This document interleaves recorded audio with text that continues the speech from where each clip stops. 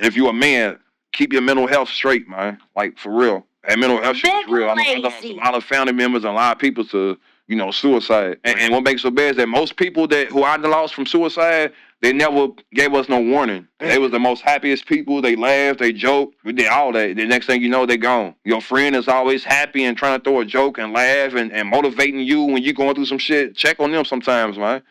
Because you don't know how close to the edge they might be. Another confirmed multimedia production. Subscribe now. This is the Big and Lazy Podcast. Give us something good to eat. Give us something good to watch. Big and Lazy. This is the Big and Lazy Podcast. I'm back with another special episode, and we got a Louisville legend, and we got a big supporter of this podcast, Smoketown Knave. Welcome to the set, man. Appreciate it, bro. Appreciate it. Big supporter, man. I appreciate that, man. This is long overdue, man. Oh, yeah. How you been? Man, maintaining.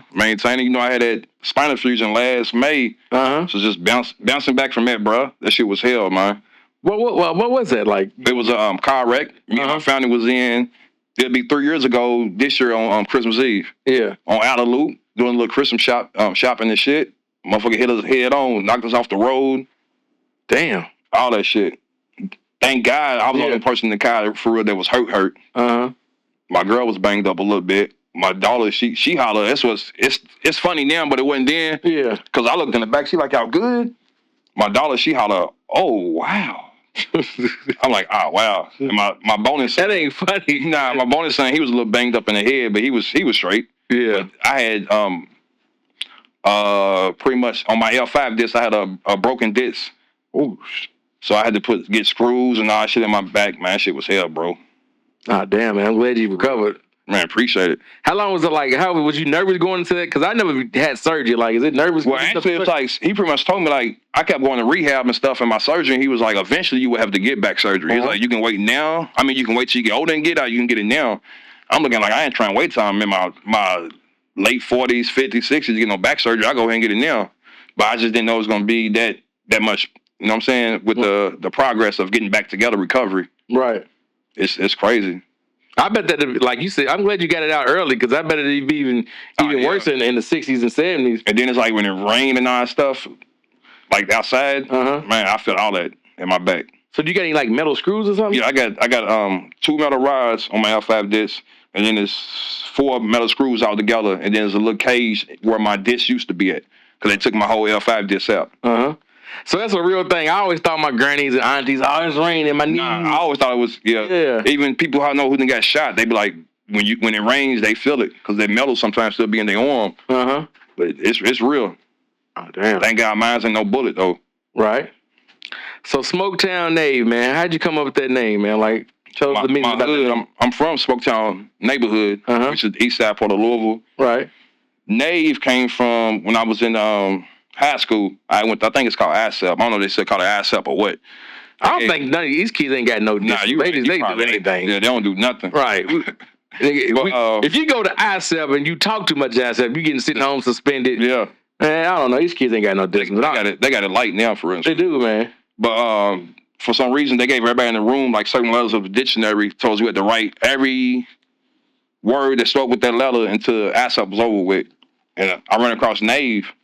And Knave was like a man of a humble birth. I'm like, nice. All right, cool. But what makes it so worse, bro, is that as I got older, it's like they changed the definition on me. Really? So when I look up Knave now, it'd be like a liar, a joker. I'm like, hold on, man. I'm like, hold on now, what the hell? But when I seen it said a man of a humble birth. And that's why I roll with it. That's what's up. And I put my neighborhood on the front of it, Smoketown Knave. First I was young Knave, of course. Okay, so how was it growing up in the Smoketown area? Shit, it was wild because I was born in Shepherd Square Projects. Right. I was born in Building 31. I was raised in Building 15, right across from Zeke. And it was cool. It just so happened that I was blessed to have family in Shepherd Square and Clarksdale. Yeah. Because a lot of people that don't know, like back then, for real, Shepherd Square and Clarksdale was beefing. Yeah. It wasn't no just, we up east, like it's love like how it is now. Like once you cross Broadway, if you don't know nobody over, somebody from Shepherd Square might whoop your ass. Somebody from Clarksdale might whoop your ass. All depending on what side you crossing. Right. I just happen to have family from both sides. That's always been, though, like my neighborhood. Like that's where all my family's at. So would you say when they tore down the projects? I did a little when they tore down Shepherd Square. They had like a little, what you want to say, like a reunion from everybody that's from up east. Yeah. Where you can get your project signs and all that, and a brick and all that. I did all that. I was sad, but then it's like I wasn't, because to be real with you, I didn't hang in the projects. Right. You know, so I was born and raised in the projects. Then when I got older and me and my peoples moved, we moved on Brackenridge Street first, off 7th Street. Mm-hmm. And then I was probably like in maybe going to high school then or something like that. So it's like I missed it because they used to have like baseball games on Wednesdays and shit in the square. I used to go over to my sister's house because she loved the Who's that baseball games? Shepherd Square. Really? Yeah, but it was like different. I guess it was different neighborhoods. Okay, I got you. It used to be sold out over there. And my sister actually stayed right in baseball games? Baseball games. Oh, okay. There we go. My sister used to live right in the alley where the fence was at. Uh-huh. So we used to just sit on her porch, watch the games and shit. But I was kind of young, probably like 12, 13, 14. Then I got older, I started going over on my own. But, I mean, I feel like they turned the hood down in every city across America right now. Right. You watch all these little hood vlogs and shit. Mm-hmm. Like I be watching, they doing the same thing in every hood across America. Right. So, because I done seen people like get so attached to the project. I seen when they tore Beat You down, I seen people cry real tears, bro. Like, No, I believe you. Uh-huh. Like my mama lives in the project for 27 years. yeah. And she found that, she was on a whole bunch of committees and shit in the city and tutoring kids and all that, to where I guess she finally got where she wanted to be at. Then when we moved out. So I know it's a lot of people that love the projects, but I feel like people my age, like, I don't know, how old are you? I'm 35. I'm 39. Mm-hmm. People my age, like, you shouldn't really miss the projects unless it got something to do with some negative shit. Right. That's really how I feel. Like, because anybody else, like, if it comes to seeing your peoples and all that, you should still be in contact with your people. The project shouldn't divide it, besides it making it easier for you to see them walking through the cuts and all that. But that comes with growth, man. You got to grow up. Real talk. And I think they doing a positive. They turn like a almost a negative situation to the city, because what they doing with the projects, especially beaches, it looks like a whole. And see, that's what's crazy, bro. Because I stay out Highview now. I really ain't been in Beach area in a minute. Yeah. So I can imagine how I look. Because Shepherd Square in there, I recognize it, but then I'm like, it's just weird every time I go up east. Like, yeah.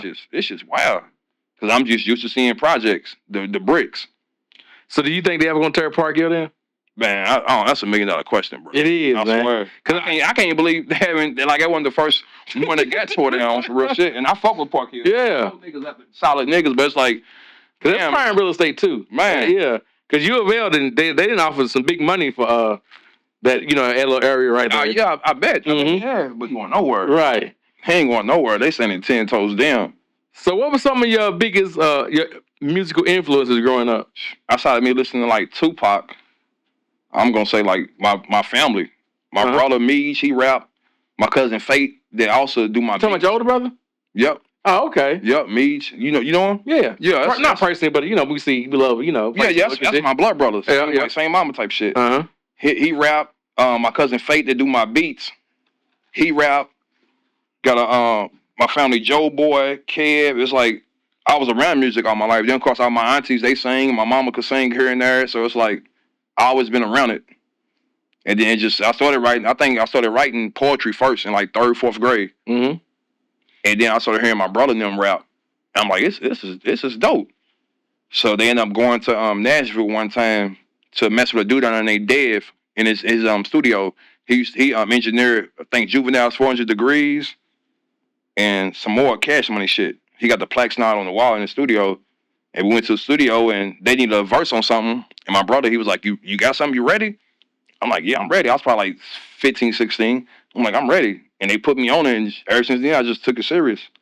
So that was your first track you ever recorded? Oh, hell no. That was my first time in a real studio recording. Okay, I got you. But like me first time recording was probably, I've been in a lot of little groups. I think when you had Quick Cash on here, he had brought me up. I rapped with him in the group before when I was probably like 14. I think we were still in high school. Talk about what's the name of that group? Because he forgot the name of the group itself. Like, I ain't gonna lie, bro. I forgot the name of it. I was trying to think. I was like, damn, I did forget. But I do remember something funny though. We had we did a talent show before, and it might have been a Dirty Eye when they were still up. Air Course projects. They were still up. They had like a talent show. So it was me, Quick, my homie. I think it was Turk was with us. Rest in peace. My homie P. I think my homie Lil Mike and maybe my homie Thomas. We was young, so we didn't know you couldn't cuss in a talent show. Right. So we got on stage and performed. The first couple words of the song is, "We live by the trigger, we gonna die by the trigger. Yeah. Y'all don't want to mess with these Louisville niggas." Mm-hmm. It was a rap. Some older woman, she was like, "Pull the mic, pull the mic." Damn. And it was deep in the little talent show too. They pulled the mic and stuff. I'm like, oh man. But yeah, I rapped in a group with Quick. Then I did have a group called Louisville Most Wanted. I was probably 15, 16. Then other than that, that's pretty much. Who was in that group? That was me, my homie Justin Jackson. I don't know if you know him. He sings. Yeah, Junior Jackson? Nah, Justin Jackson. Junior's my dog too though. Uh-huh. Justin Jackson. He's hard. Pause. Yeah. He sings. My homie Thomas, he went back TB. Uh-huh. My homie Preston, my homie Lil Mike. Let's see who else. It was a couple of us. I ain't gonna lie. We was like on some little Wu-Tang stuff. But we was like pretty much just rapping off of other, industry beats and stuff like that. So I just went solo pretty much after that. So who was your favorite person to collab with that you didn't collab with over the years? Like who was your favorite person and why? I'm gonna be real with you. I'm probably gonna say my cousin Fate. Oh, okay. Because he produced my beats too. But when I say he's a genius, like dude's really a genius, man. Cause like he teaches self music. He never learned it, went to school for it or nothing. So sometimes I just pull up on him, go over his way, sit back and just watch him make a beat. And to me, that's therapy. Just sitting back watching him do what he do. Mm-hmm. So he'll make a beat, and then next thing you know, me and him's writing to it. So and that's like I go off energy when it comes to studio. I've writing any of that stuff. The energy got to be right all the time. And I would probably say my cousin Fate. Though everybody who I do music with, like Cam Dollars from Red Clip, Sweet, my brother Meej, my homie Justin, my little nephew Kelvin, like it's always good vibes. But Fate's different. I think it's because he's producing the beat too, and I'm sitting there watching him make the beat. That's amazing. Yeah, have you ever did a song with Trail Minor? Did you ever get it? Nah, but that's my dog though. Yeah, that's my dog. Uh-huh. That's my dog. That's my homie right there, man. He's That's solid. Dude, solid. He is, man. Real good guy. Solid. And you know what's crazy? Mm-hmm. We been cool forever. I don't think I never even met the nigga. Really? I'm being dead serious. Damn. It's just been all for social media love. Uh-huh. I ain't never met him, but I know he's one of them. And when I say social media, I think I've been on Facebook probably about 15, 16 years type shit. Like he's been one of them, like we've been friends since then type shit through social media.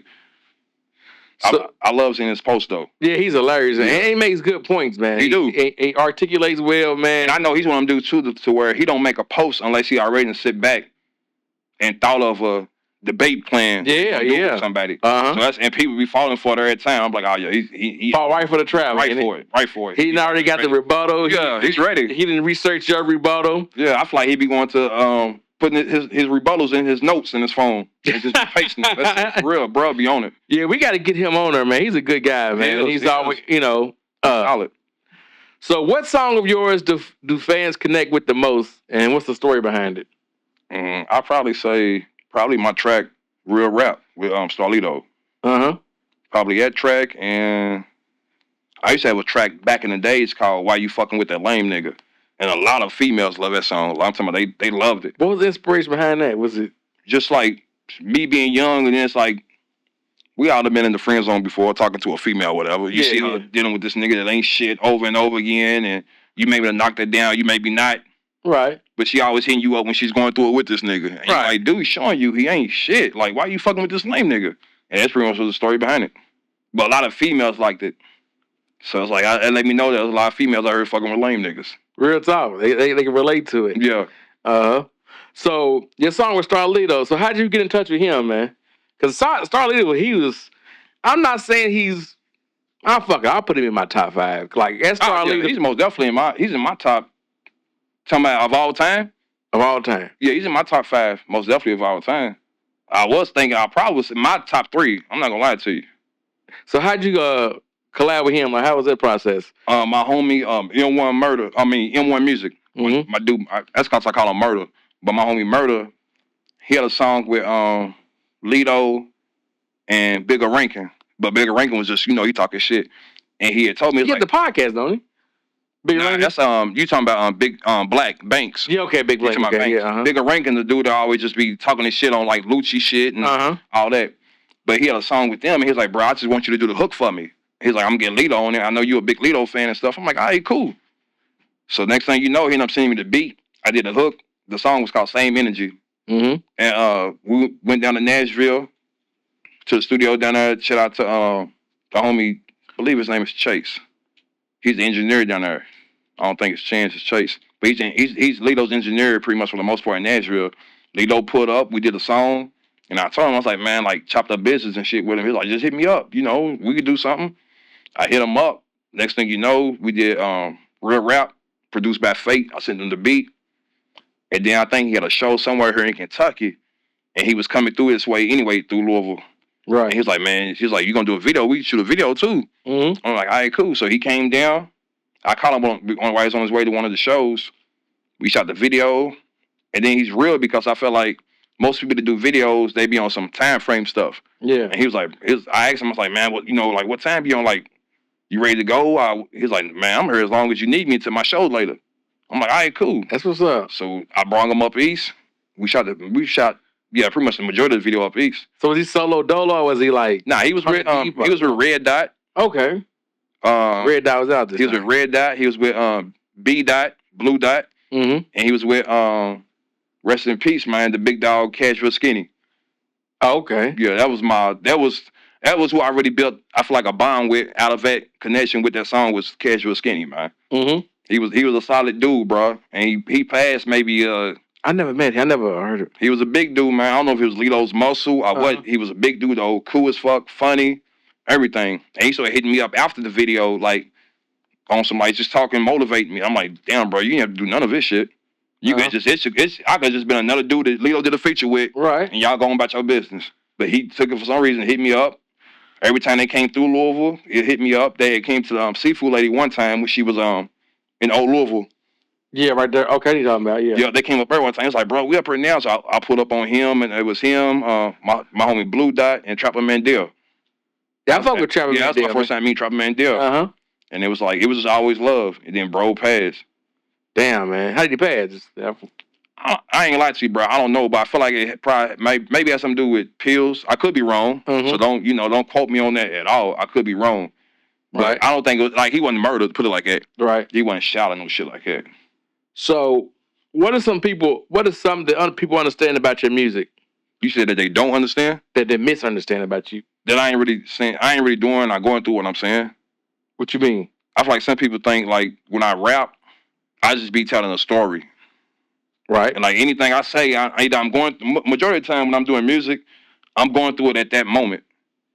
Whatever, I'm talking about up, can't sleep, sipping some drink, maybe think about plotting on somebody, like I'm going through it at that moment. Mm-hmm. And that's kind of why I feel like I kind of fell back from doing music. I haven't dropped none in a while because I want them artists where I actually have to be going through something. I can go in the studio and make a whole bunch of imaginary stories and, fairy tales, and it's never been me. Never.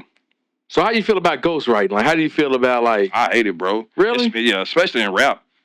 Like, a lot of people, it's 50-50. People love it and hate it. Like, I didn't talk to artists up here before, and, like, it's 50-50. But I bet the artists who you talk to, though, they ain't lyricists. They ain't really deep on the words and bars and shit like that. Uh-huh. I bet you the ones who say, it ain't nothing, they ain't really caring about the artistry of making music. Anybody who I done seen it talk about ghostwriters that really care about, they pen game, they hate the shit. Like, to me, you're not a rapper, you're an entertainer. So is it, like, so how do you feel about, like, the Drake in the ghostwriter? He's an entertainer. He's an entertainer? Yeah, because to me, I feel like once it comes out, you got a ghostwriter, it's hard to sit up here and be like, okay, he wrote this. He didn't write this. He wrote this. He didn't, like, you got a ghostwriter, so how people gonna know what somebody wrote and what they didn't write?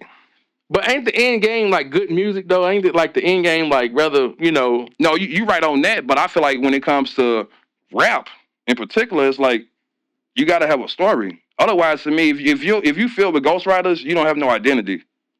So anybody can say that. Anybody can just, like, write something for you. Okay, I'm gonna say this. But then again, it's the artist in me. So me and my girl be bumping heads a lot. Well, we don't really bump heads, but it's like I can tell sometimes because she likes certain artists, like Cardi B. Yeah. They just said she had like 63 ghostwriters on her shit. 63? It wasn't even ghostwriters. It was credit writers. Really? On her new album. But 63? But she's a big like Cardi B fan, like certain artists and shit. But it's like I don't know. I think it's just that's what messed me up when it comes to being an artist, bro. It's like I can't respect you if especially if you're talking big shit. If you're talking big shit, like you that motherfucker come to them bars and you're not writing it. Are you serious? 63 credited writer? Unless it was fake. I seen that shit on. I think Shade Cheese posted. I seen it on a couple. So is she a rapper? I think she's more of an entertainer. She came out as an entertainer. Yeah. So damn, that's a lot of writers. It is a lot of writers, bro. That's why I said if I would find out Tupac got a ghostwriter, I'm done. Didn't Dash write some of his? I know he did some beats for him. I know he produced a lot for him. I don't know if he wrote some bars for him. Cause he wrote some bars. I just seen him. He just went. I ain't gonna say viral, but he just posted a video. He said, "Yeah, I'm still spinning that at Death Row." He bought a house. Yeah, I seen that. Land, yeah. Shout out to Tupac for getting banned. Yeah, I seen that. So with the monetization of Facebook and different social sites, do you think it's kind of what's the line between having talent and just clout chasing? Because I hate to see people just post like these days. You see people a lot of like rage baiting posts like. They looking for that, you know what I mean, to have 100 comments. That's what's winning nowadays. It is. That's it. And people really don't care too much if shit's true or not. It's all about that caption.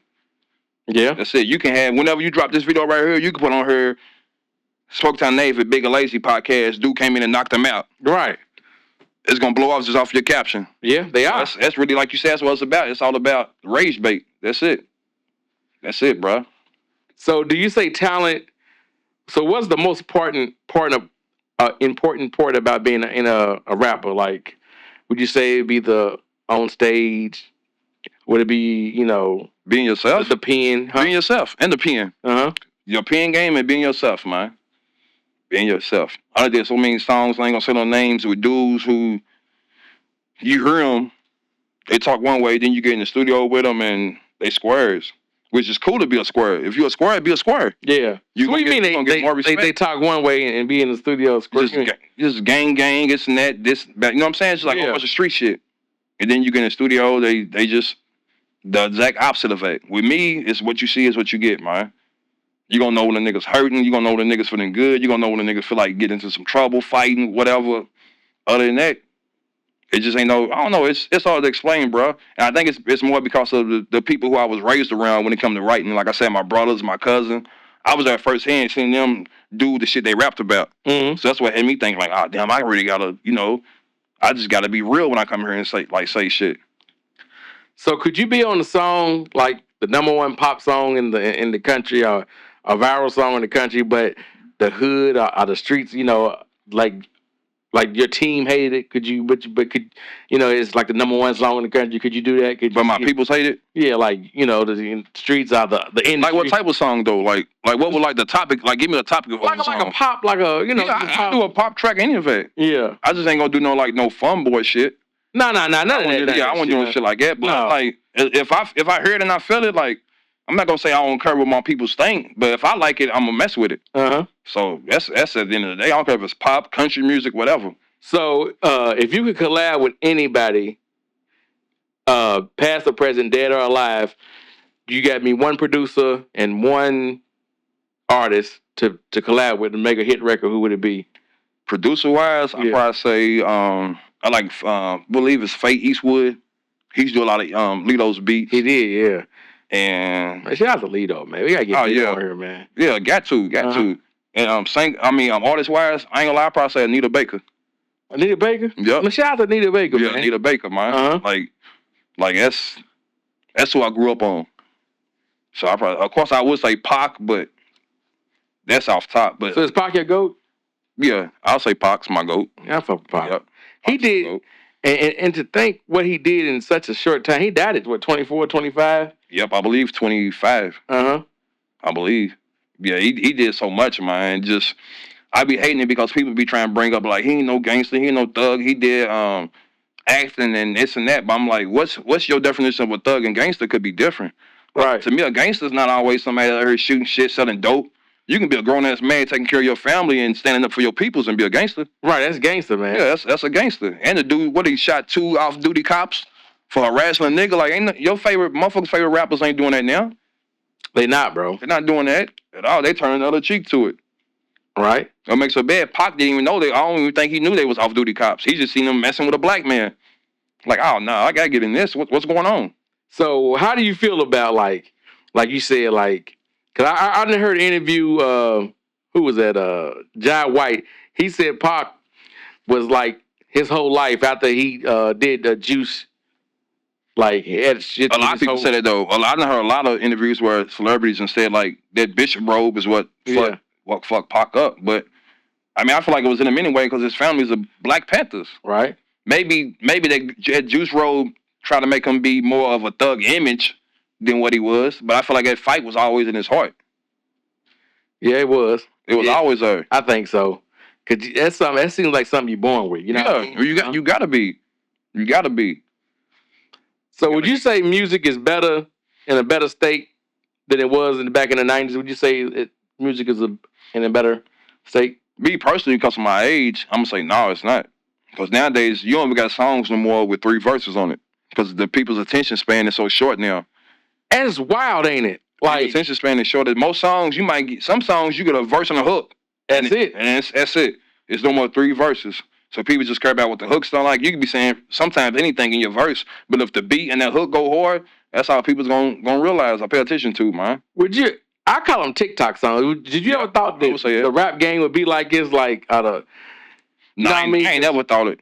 Cause sometimes I ain't gonna lie, I didn't even sit down before and be thinking like, I'm like, what should I write about? What should I do? And I be thinking like, maybe I think of something like maybe a little gimmick or something, but I just can't do it for some reason, bro. Like, right. I swear, I don't know what it is. You never thought about doing the dance song? That was the craze for a minute. Do a little dance and crank. You know what I mean?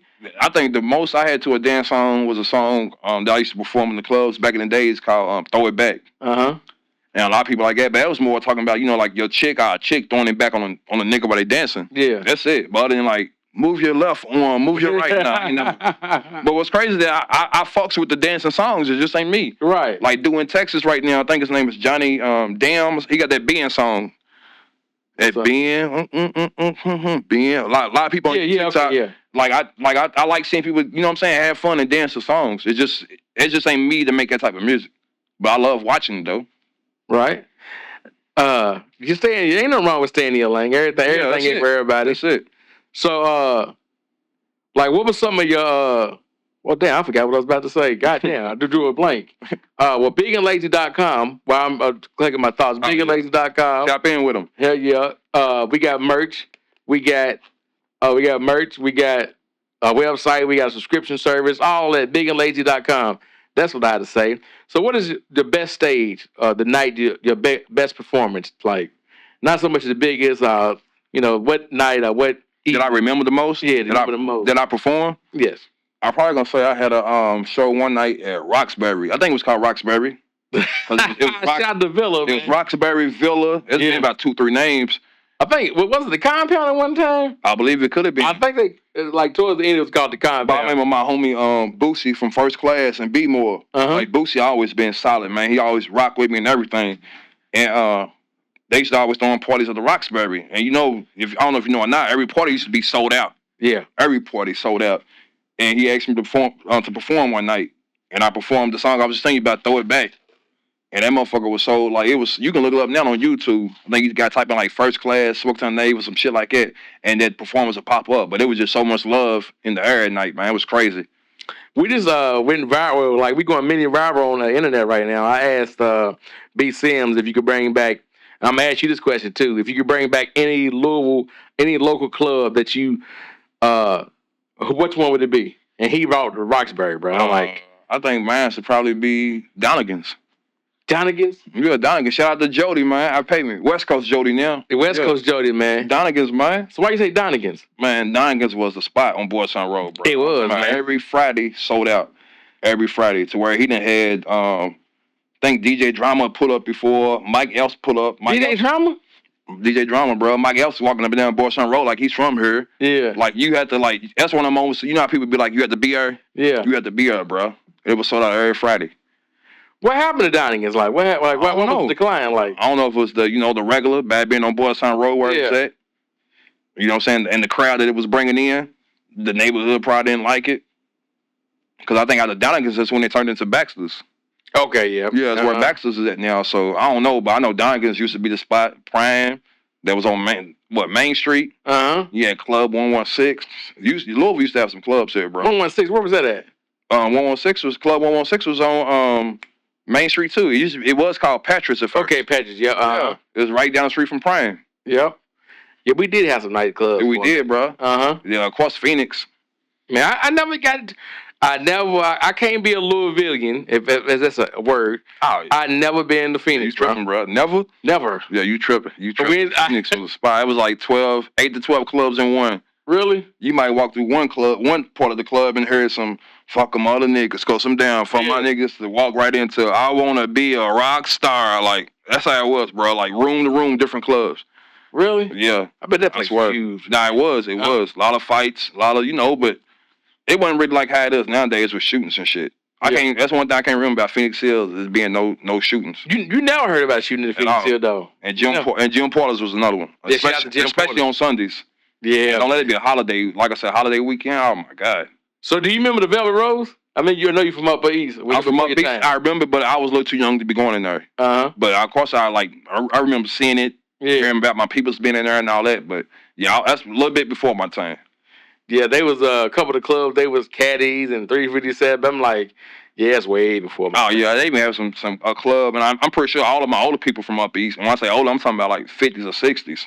There used to be some club called the Gut Bucket. Damn. And like that was the club. I'm like, damn.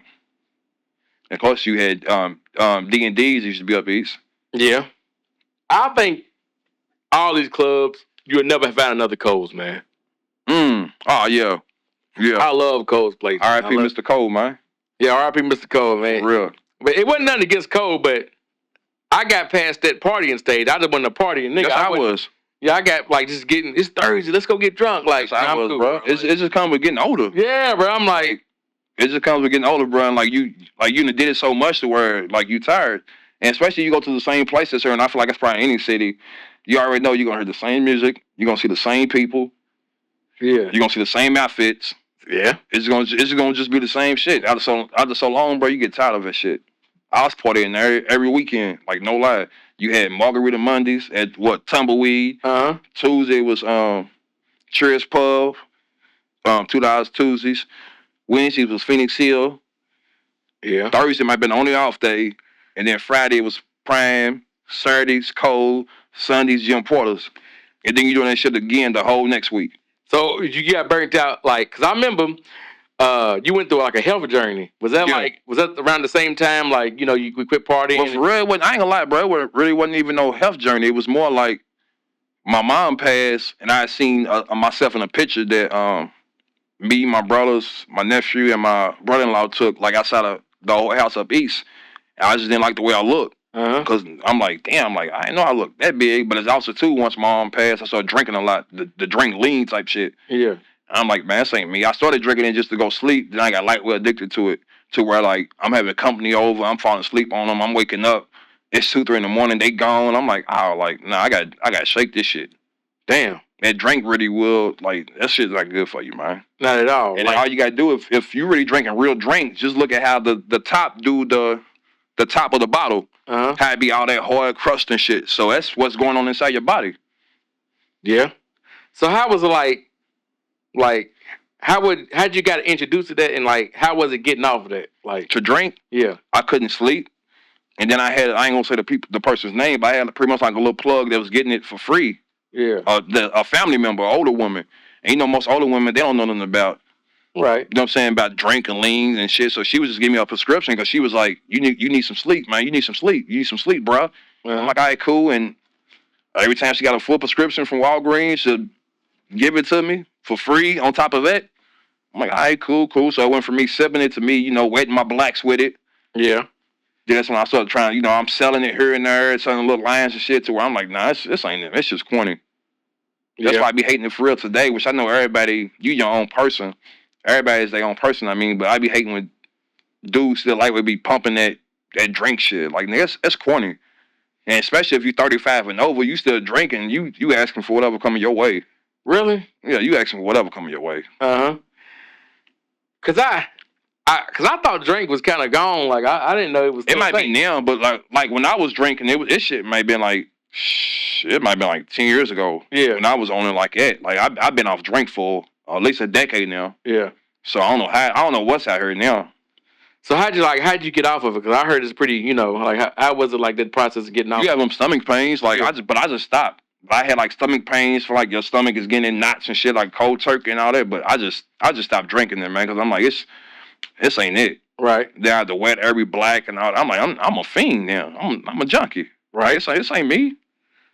So losing the weight, like what was some like? How did that go? Like what was the process of? Pretty much just like I said, I stopped to drink. And then I just pretty much like cut my portion because I'm already, when it comes to food and shit, if you know me, I'm a picky eater already. Yeah. So it's like I just cut my portions down because I was a picky eater, but I was one of them eaters to where if I like it, my portion gonna be big as fuck. Right. To where I just start cutting it down. I'm talking about I go to Indies, Chicken Kings, to where I went from getting maybe no bullshit, bro, maybe 20 piece. Yeah. And about 10, 12 wedges by myself. To where now I'm good off from probably like 6, 7, you know what I'm saying? Yeah. Little 6, 7 piece type shit, 8 piece, 3, 4 wedges. It's all about that, man. And just not, for real, just looking in the mirror and like not liking who you see. That's what's up, man.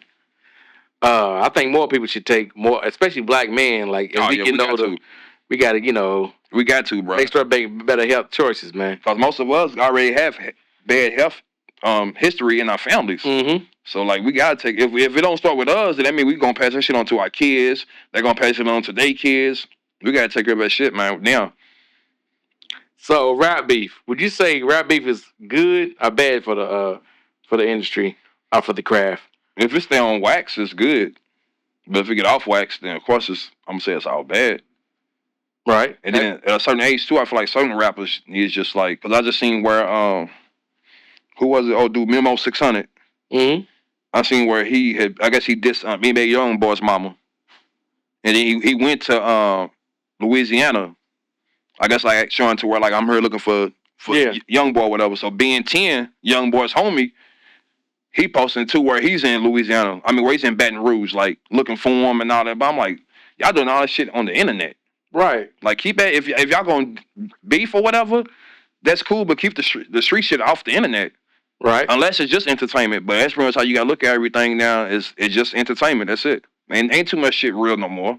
I think everything's staged. Yeah, everything, bro. I think in my gut feeling, I know a Cameron and Adrian Broner situation. I just think you think it was staged? I think like everything is just like fucking staged now. Like you think? And Cameron had the bag of money on deck. Like he did have it. Yeah, he did pull it right out the film. Like I don't know. Like, but Stat Baby, she didn't came out and told her side of the story. I didn't see that. What'd she say? Yeah, she said the first thing Adrian Broner said to her was like, if you was behind that, if I was behind that desk, I'll violate your ass. Oh yeah. Then that's what she said. The cameras came on, and she said, I gave it a look at Cam. Like I tried to stay classy and yada yada yada, but I couldn't take it no more. So when I gave it a look to Cam, and he was like, I gotta get him. But they don't be live though, right?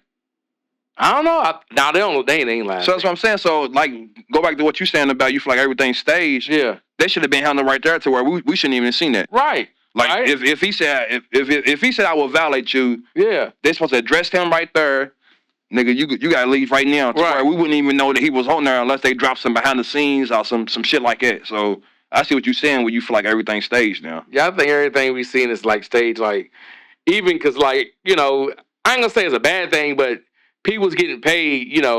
If I'm post a viral status or controversial yada yada yada, this just equals money in the bank. With well, I don't know. Yeah, some people get addicted to that. Like they'll do a little rage bait post or whatever, and once they blow up, they just keep doing them. Right. So have you ever had a rap beef? You ever had beef in the industry? In the industry? Yeah. Hell no, not in the industry. Shit, I wish. I think the closest I got was when I dropped my Flamingo and Culver project. Uh-huh. And at the same time, it was a dude. I think his name was Adrian Froster. I think he played football, but then he started rapping. I think he played in the NFL, but he started rapping. Yeah. And he had dropped a project too called Flamingo and Culver. And there was a lot of people that was like hitting me up like to where they was going at him, even though I didn't tell them. I didn't tell nobody like, man, write him and tell them this and none of that. to where he ended up like making I think he made a tweet or some shit. And was like, man, if y'all check the dates, my shit was out before, bro. He tagged me in it, but whatever. But it's like, it wasn't no real beef. It wasn't nothing for real. Was he from the city? Nah, Adrian, I forgot where dude's from. Like, dude's like, he's legit, I think to this day, like, got a nice little buzz and shit. He played in the NFL, but he ain't from the city, though. Oh, okay. But that's about it. Then I had, like, local beef. That really wouldn't count. Right. So if anybody in the city that you haven't linked with and worked with that you would like to? That's in the city? Yeah. I said I want to do something, man, with my little dog, P. Caden. I don't know if you know him or not. They used to have some shit back in the day. It's called I Fly. Uh-huh. It was P. Caden. I think Cheese Loaf. Lazy. Yeah, I know PK. Yeah. Caden. Yeah, man. And it's crazy because we like with like tied in like family type shit. But dude always to me made good ass music. Like good ass music. He's a big supporter of the podcast too. Yeah, he's solid, bro. He always been solid. Uh-huh. And I feel like he's one of them artists for real in the city that don't get the love they should get. But I also feel like bro don't take music serious. I feel like he's one of the people where he's so good at it to where he just record or whatever, and some shit to him that might be like, just something I did. It's really a banger. Cause he had the smoke shop right there. What was him in the smoke? You talking about the same dark skinned kind of guy? Nah, the dude I'm talking about, Caden. He's kind of like brown skin. He might be like your complexion, got dreads. Okay, yeah. Skinny. Yep, okay. Yeah, but he used to be with Chief Loaf and all. Like they used to be deep. You ever did a song with Chief Loaf? Chief Loaf's hilarious. That's my dog. We did a song together. I had him on my project. Y'all made me this way. Uh-huh. And we did a song called Keep On. And yeah, he's another solid one, bro. Like for real. I used to fuck with they whole little camp tough. Whether they knew it or not, but they was solid. So could you look past a personal beef or put aside petty differences to come together to get some money or come together for a greater cause? If it's petty, yeah. I can put some petty beef together. But like if you done, but it's hard to say what's petty. Like that's why I'm gonna say like if you done shot one of my peoples, I done whoop one of my peoples, I beat them up. Nah, I can't. Nah.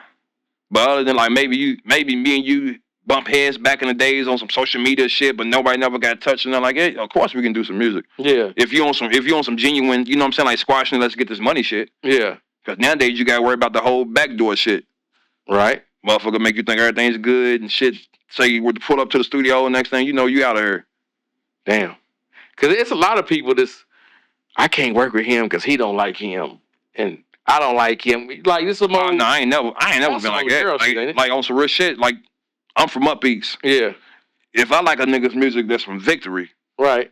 And he raps or whatever. As long as he ain't dissing my people or some shit like that, I'm going to do a song with him. Right. Like, I don't give a fuck what hood you from, but then again, it could be my age.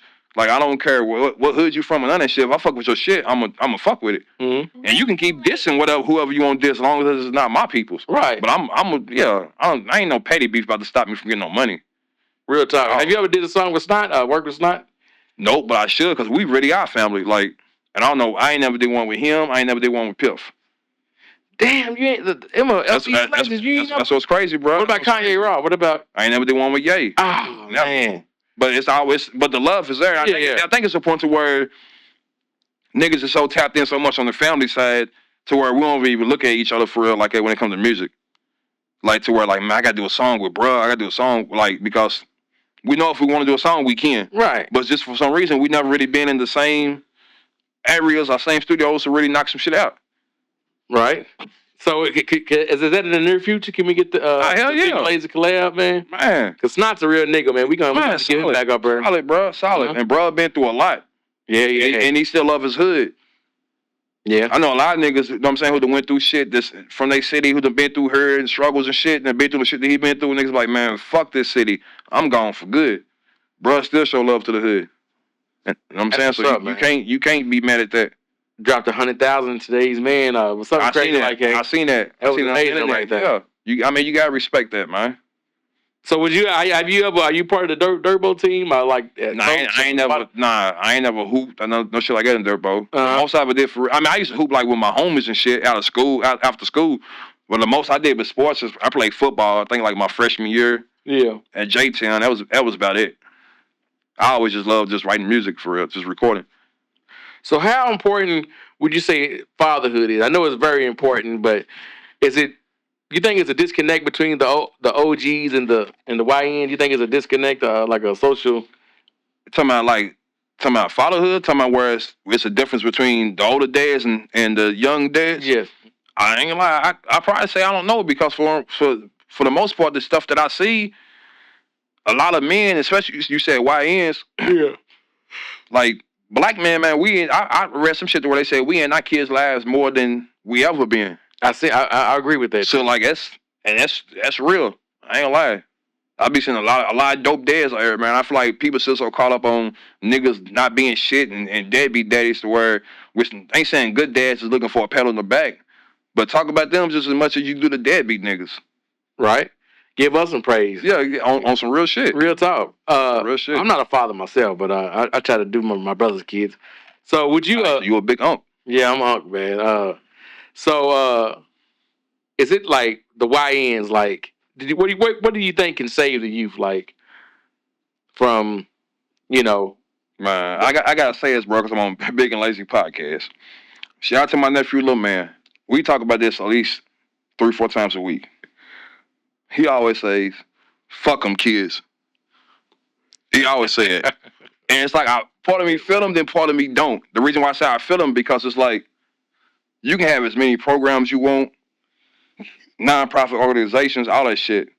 At the end of the day, these kids still gotta go home. They still gotta be around that environment that they raised in.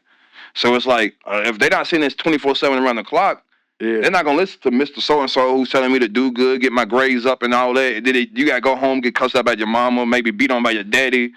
Like, right? It starts at home. Yeah, it starts at home. Like, on some real shit. But part of me don't feel him when he said, because like you just said, like, it starts at home, but it's change is possible, bro. It is. Like, it's very possible. But I just feel like nowadays with the YNs, and I be trying to call them YBs for real, young brothers. I forget who I seen say it online. But the YNs, it's like it's no getting through to them, bro. Like, and you mess around sometimes might stress yourself out to death. Yeah. Trying to get them to, you know what I'm saying? Like, it's wild, bro. It's wild. Because I be hating them when I be seeing little young dudes. And I used to be like that myself when I was younger. Like, you see them out somewhere. And now that I'm older, when I see people out, especially black men, I just like, what's up, bro? You know, like, right. how you doing? But nowadays, I done seen dudes mean mug me, and then they say, oh, the white couple, all the white man, hold the door open. How you doing, sir? But they just walked past me and like gave me the look like, nigga, I want to blow your head off. Don't even know me. That's crazy, man. Yeah, don't even know me. Right. I see that shit so much nowadays, bro. Sometimes I get mad, but then I be like, I can't. That's how I used to be when I was young. Everybody I see up the street, out in the club, whatever, I'm me mugging you. Not knowing, like, nigga, we going through the same shit for real. So where do you think it comes from? Where do you think that is that trauma? I just think that's just, that's you hit it right on the nose, bro. That's what it is. It's in our DNA. Damn. That shit's real to where like certain shit can trickle down to DNAs from generations. Yeah. And like we done had the best life, black, you know what I'm saying, Black America type shit. So some people you can either break that curse or you can just keep passing it on to your family. You ever seen Fences with Denzel Washington? Nope, but I need to. That's a good thing. And it specializes. It's almost like and it talks about passing down trauma from childhood to at some point we got to break that curse. I need to see that. I need to see that then. Denzel got some good movies, but that might be that's his best acting role. Like, for real? Yeah. Not so much. It's a good movie. I'm saying it's better movies, but as far as him his acting alone, you saying this? Yeah. Oh yeah. It's actually a screen adoption from a play, and yeah, I didn't know that because I done seen. I think he did a play before, right? Live and shit. Yep. Mm-hmm. Yeah, I done seen like clips of it, but I ain't never watched that movie. I got to.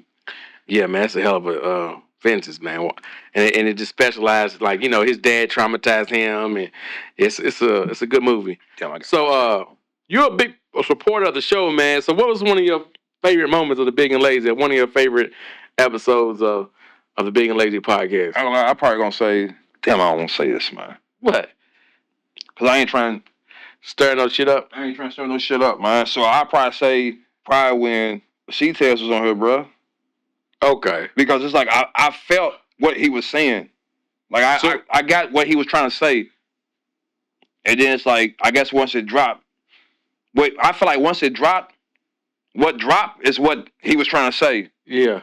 But I don't think he knew that it was gonna be like that on camera. But I like it because it was so raw and real. So do you think I did anything wrong in that? You didn't do shit wrong, bro. You didn't do. No, you didn't. I reached out to you and told you like you didn't do shit wrong on some real shit. I just think it was some shit to where I don't know if somebody hit bruh up and I was like, man, you shouldn't. I don't know what it was, but I felt what CTS was saying pretty much, and I feel like half of Louisville feel like that. Real talk. Like nigga, you was in jack shit. It's no reason why you should still be here in Louisville where a motherfucker going down the West End and see you type shit. Like you nothing. And I fuck with CTS. That's my nigga. He know it off top. I don't got no problems with Jack neither at all. But it's like I just felt like that move was on some like I'm gonna go get somebody from the hood in Louisville. They got a name. Everybody in the city know him. Yeah. Use him up real fast. You know, throw him whatever I got to throw him to make him feel like he's doing something. He's getting something. Then I'm going back to my life, and that way I still have Louisville in my pocket. But we're not the ones that pointed that out though. We didn't. So somebody, shout out to I forgot his name, but shout out to what's that? Point what out? Because actually, go ahead, B. There was a video that came out that was breaking that whole thing down of like what he was supposed to meant to have said, and it was by one of my homies. It was by one of my homies, Dre, and you know, it was basically interpreting what he thought he was saying, and it kind of went more viral than our episode, and he was telling everybody go watch our episode. Right. Oh, that's love. Yeah, he did a review like so because his platform is bigger than ours. I didn't see that. Yeah, so from like the city. I think yeah, no, not well. He lives out in Georgetown, Kentucky, so okay, you know, okay, yeah, a little past Lexington, but you know he's from Louisville. And you know, he just kind of broke it down, and I think C-Tez thought that came from us. So he thought that he thought dude was breaking it down like dude was on y'all team. Right. Dude was saying, okay. Nah, I mean, but I feel like listening to what Tez was saying, like that's what he was saying. He was, but if you look at the review he did, he basically might have filled in a blank or two, but he basically said the same thing C-Tez did. But my problem with C-Tez, we just kind of squashed it now. My problem with C-Tez was like, I didn't do nothing wrong, bro. And for you to throw my platform under the bus. I think it's just because y'all was the easy target, the easy people to pick on at the time. I think so. And I think what's so bad with C-Tez is that the niggas too loyal, bro. Like on some real shit. Like the niggas too loyal, like, and I feel like the shit with Jack. Like, I think he said it on y'all episode to where, like, he looked at Jack like a brother and all that. Like, you can't. If Jack not looking at you, looking at Jack like that, but Jack not looking at you like that. You got to realize you into so many people want to have that hood love and hood hood love and hood respect. It's nobody in the city of Louisville, I feel like, that you can fuck with real tough outside of C-Tez. Where people gonna be like, oh yeah, he really is tapped in with Louisville hoods. And Jack knew that. So that's why he reached out, like I said, to C-Tez. I think it was more on where Jack was looking at it on a business deal. C-Tez was looking at it on some connection or friendship type deal. Right. And I could be wrong. I don't know. Him and bruh might be like this, still talking shit. But I'm talking about just what I seen. It's like, it ain't what C-Tez thought it was. Gotcha. And I felt that. And I feel like a lot of people in the city of Louisville been feeling like it. Like on some real shit. Right. And, you know, shout out to C-Tez, man. It was a good episode, and, you know, but between C-Tez going, like, saying the podcast twisted his words, and I forgot dude's name, and him doing a review, that shot our podcast, like, and people was pulling me to the side. He said, hey, man, there's going to be a bunch of that. Ain't this what you signed up for? So it's a bunch of content that you're going to put out that everybody ain't going to like. Yeah, because C-Tez, to me, off top, is one of the biggest grinding motherfuckers in this city. I can leave here right now, bro, and go to a speedway somewhere. You might see C-Tez. Yeah. This is a motherfucker that's really in, like I said, Jack's video or all that type shit. Like, he's humble, bro. He is. That's why when I seen, like, I heard he comment on local tension or beef or some shit like that. That's why when I seen that shit where he was saying about y'all podcast or whatever, I had to, like, tap in a little bit, like, nah, like, y'all didn't edit or chop nothing out to where it made it seem like, yeah, like that's really what he was saying. Right. I just think bro probably didn't know it was that y'all podcast, even at that time, I felt like had a buzz in the city. Right. And he probably didn't feel like y'all podcast maybe didn't have that buzz like what it had. They weren't gonna get out there like that. Right. That's what I think. And that just goes to not so much to C-Tez, but anytime you put anything on the internet, you know, that's why like you might make a status that's angry. Anytime you put someone in there, you click and press submit, that's public property. You click post, it's a wrap. It's a public property because somebody's gonna tap the screenshot. Somebody's gonna, but you might delete it. Even if you delete like you said, somebody might screenshot it before you can even delete it. Right. You know. So be mindful. Man. Shout out to C-Test though, man. I don't got no problems with Jack or none of that shit. I was just saying that I felt me being actually from the urban, that some people want to call it, part of the city and the hood of the city. I felt what C-Test was saying, Brian. That was it. Right. And I just felt like he tried to throw it on my peoples because he was like, damn, he didn't know that many people was gonna see that episode. That's what it was. And that's my message before we get out of here. Before anything you put on the internet, any comment, any picture, any video is public property. You can't control who comments, who is going to take this video, especially with the content creation age we in. I'm going to take this 30-minute clip. I'm going to remix it. I could be talking, I don't want to go to work tomorrow. Oh, man, he's going to quit his job. You know, that's how it's going to be, bro. You can put any, you know. Like bro said, once you hit post, public property. It's out here. It's in the world. It's in the world. That's why I think I seen a post out there on Facebook where some chick had post something. I don't know what it was though, because I didn't see it. But she was going around asking people to delete it if they post it. And people in the comments was like, "But you the one that posted it, right?" And she was like, "Yeah, but I deleted it." So I'm like, "It's a wrap. It's free game. It's a wrap, man. It's free game, man. Once it's out here." So what message you got for up and coming rapper, up and coming entrepreneur? Man, just be yourself. It don't matter how long it takes. If you don't never feel like, man, I gotta do some phony shit or some fuck shit so I can, hurry up. Just be yourself. That's it. Just be yourself. Because I ain't nowhere near where I want to be at all with the rap shit. But I feel like by me doing a track with my favorite artist, or one of my favorite artists in the game, which is Lito, I can never do a song again. I done did 2 tracks with Lito. And even Robin Renell. I don't know if you know her. Yeah, I know her. Yeah, like she's like.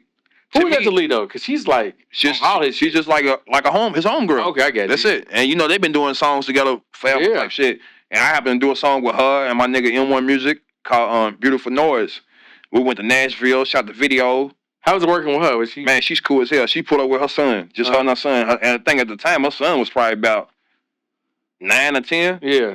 So where he's helping her, like when we shot the video, he was like, she was telling him what little outfits to grab for. He was doing all I'm talking about like everything just feel genuine. That's what's up, man. That's it. She's cool as hell, bro. And to me, I'd be like, she's our generation, or my generation, Anita Baker. Think so? Yep. It's just that she's not on that level. Yeah. But if you tapped in with her music and you sit back and listen to her sing for real, I guess that's what I'm talking about talent wise, not like buzz wise. Talent wise, to me, she's my generation. Now, to me, Anita Baker. That's a big tag right there. I'm about to tap in with more because I had to, bro. Only time I heard it was on the leader, but I gotta hear her own, bro. And she do songs and perform. She be performing with like all type of different genres of music. Yeah, man, it was wonderful talking to you, man. Love. Oh, yeah, always, bro. Mm-hmm. Love, man. You want to shout your shows before we get out of here? Man, Big and Lazy Podcast. Shout out, man. Yeah. Shout out to my peoples, my family or nothing. Shout out to everybody in the city doing something. To my men. Whether you white or black, if you a man, keep your mental health straight, man. Like, for real. And mental health shit is real. I know a lot of family members and a lot of people to, suicide. Real talk. That's definitely a real talk thing. And what makes it so bad is that most people who I lost from suicide, they never gave us no warning. They was the most happiest people. They laughed, they joked. We did all that. The next thing you know, they gone. So... Your friend is always happy and trying to throw a joke and laugh and motivating you when you're going through some shit. Check on them sometimes, man. Because you don't know how close to the edge they might be. That's real, man. And we're going to end it just like that. Yes, sir. Yeah. Big Lazy. Another confirmed multimedia production. Subscribe now. This is the Big and Lazy Podcast. Give us something good to eat. Give us something good to watch.